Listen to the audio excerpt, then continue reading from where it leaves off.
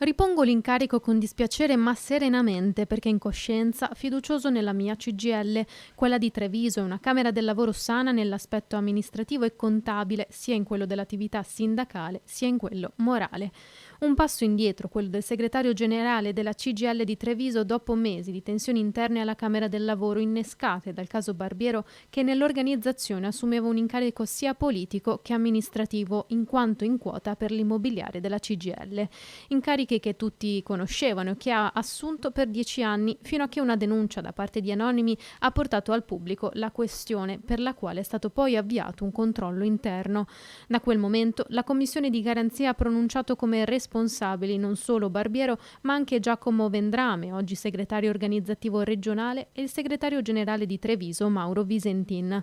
Visentin, che ha dato le sue dimissioni dall'incarico durante la direzione tra le segreterie e i responsabili dei servizi. Dimissioni che esprimono la volontà di tutelare l'organizzazione, spiega. Il nostro sindacato regge gli scossoni e al netto delle questioni interne è esclusivamente guidato dal dovere di preservare diritti e lavoro.